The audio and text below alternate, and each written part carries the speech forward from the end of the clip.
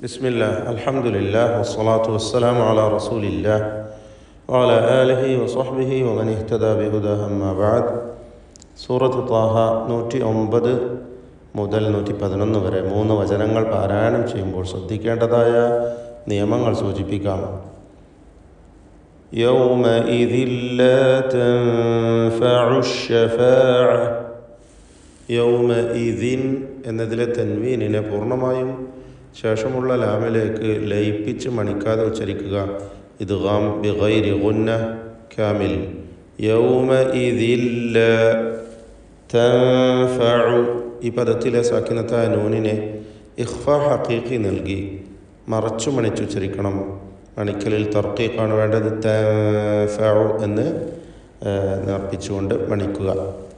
യൗമഇദിൻ ലാ തൻഫഉ ശഫാഅ. അക്ഷരങ്ങൾ ക്ലിയറായി മഖ്റജിൽ നിന്ന് മൊഴിയേണ്ടതാണ്. ആയിന് പ്രത്യേകിച്ച് ശ്രദ്ധിക്കേണ്ട അക്ഷരമാണ്. ഇല്ലാ മൻ അദിന ലഹുർ റഹ്മാൻ. മൻ അദിന സാക്കിനത്തായ നൂനും ശേഷം ഹംസയുമാണ്.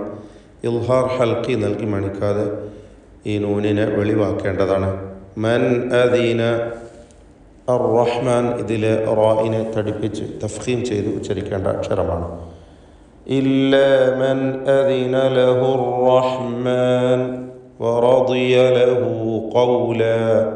رضي ഇറായിനും തഫ്ഖീം കൊടുക്കുക. ضاد ഇസ്തിഅലാന്റെ ഹർഫാണ്, അതിനും തഫ്ഖീമുണ്ട്. എന്നാൽ കസ്റ ആയതുകൊണ്ട് കുറഞ്ഞ തഫ്ഖീം മാത്രമാണ് ഉണ്ടാവുക. റദിയ ലഹു ഖൗല. ഖാഫിന് തഫ്ഖീം കൊടുക്കുക, ഇസ്തിഅലാന്റെ ഹർഫാണ്. വറദിയ ലഹു ഖൗല. യഅലമു മാ ബൈന ഐദീഹിം. യഅലമു നേരത്തെ സൂചിപ്പിച്ചു. ആയിനിൻ്റെ ഉച്ചാരണം ശ്രദ്ധിക്കണം. തൊണ്ടയുടെ മധ്യമാണ് അതിൻ്റെ മഖ്റജ്. മാ ബൈന ഐദീഹിം വമാ ഖൽഫഹും. സാക്കിനത്തായ മീം ആവർത്തിച്ചു വരുന്നു.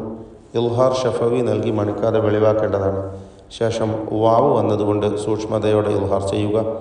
രണ്ടും അവ്യക്തമാവാൻ സാധ്യതയുണ്ട്, ഷഫവിയായ ഹർഫുകളായതുകൊണ്ട്. യഅലമു മാ ബൈന ഐദീഹിം വമാ ഖൽഫഹും വലാ യുഹീതൂൻ. ഖൽഫഹും ഈ പദത്തിൽ ഖായിനെ പൂർണ്ണമായ തഫ്ഖീം നൽകി തടിപ്പിച്ച് സ്വരഭാരത്തോടെ ഉച്ചരിക്കുക. ഇസ്തിഅലാന്റെ ഹർഫാണ്. വലാ യുഹീതൂന. വ്യക്തമായി മഖ്റജിൽ നിന്ന് ഉച്ചരിക്കാൻ ശ്രദ്ധിക്കേണ്ട അക്ഷരമാണ്. ഇസ്തിഅലാന്റെ ഹൽക്കിൻ്റെ അക്ഷരമാണ്.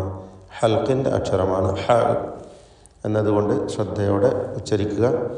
ത്വാ ഇസ്തിഅലാന്റെ അക്ഷരമാണ്, അതിന് തഫ്ഖീം കൊടുക്കണം, നിസ്ബിയായ തഫ്ഖീം. വലാ യുഹീതൂന. വലാ യുഹീതൂന ബിഹി ഇൽമാ. ഇൽമാ. വഅനതിൽ വുജൂഹ്. വീണ്ടും ആവർത്തിച്ച് ആയിന് വരുന്നു. വഅനതിൽ വുജൂഹു ലിൽ ഹയ്യിൽ ഖയ്യൂം. ആയിന് ഹ ഇവ രണ്ടും ഒരേ മഖ്റജാണ്. വ്യക്തമായി അതിൻ്റെ മഖ്റജിൽ നിന്ന് ഉച്ചരിക്കുക. അൽ ഖയ്യൂം ഖാഫ് തഫ്ഖീം ചെയ്യേണ്ട അക്ഷരമാണ്, ഇസ്തിഅലാന്റെ ഹർഫാണ്. ഖാഫും അതിൻ്റെ മഖ്റജിൽ നിന്ന് വ്യക്തമാക്കി ഉച്ചരിക്കുക. നാവിൻ്റെ അങ്ങേയറ്റം അഖ്സൽ ലിസാനാണ് ഖാഫിൻ്റെ മഖ്റജ്.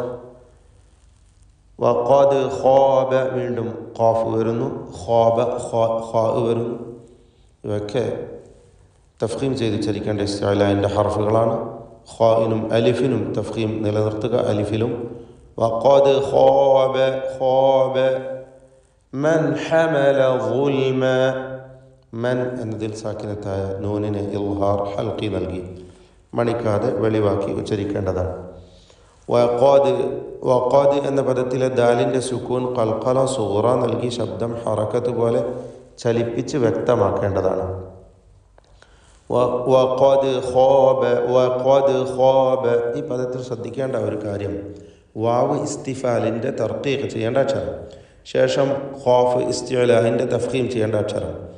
ഖാഫ് തഫ്ഖീം ചെയ്ത് ശരിയായ അതിൻ്റെ ഉച്ചാരണം നൽകുവാൻ ശ്രമിക്കുമ്പോൾ വാവിൽ തഫ്ഖീം വരുന്നത് സൂക്ഷിക്കേണ്ടതാണ്. അങ്ങനെ വരരുത്.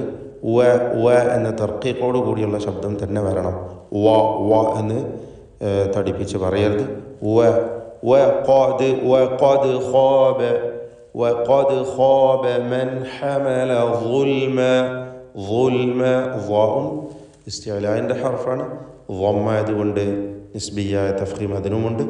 ظുൽമ ളാഇന്റെ മഖ്റജ് പ്രത്യേകം ശ്രദ്ധിക്കുക. നാവിൻ്റെ അറ്റത്തിൻ്റെ മുകൾ ഭാഗവും മേലെ മുൻപല്ലിൻ്റെ അറ്റവുമാണ്. ളാഇന്റെ മഖ്റജ് തഫ്ഖീം ചെയ്ത് ഇസ്തിഅലാ നൽകി. ഇസ്തിഅലാഇന്റെ ഹർഫായതുകൊണ്ട് തഫ്ഖീം ചെയ്ത് സ്വരഭാരത്തോടെ അതിനെ ഉച്ചരിക്കുക. ബാറകല്ലാഹു ഫീക്കും. أعوذ بالله من الشيطان الرجيم. يومئذ لا تنفع الشفاعة إلا من أذن له الرحمن ورضي له قولا. يعلم ما بين أيديهم وما خلفهم ولا يحيطون به علما. وعنت الوجوه للحي القيوم وقد خاب من حمل ظلما.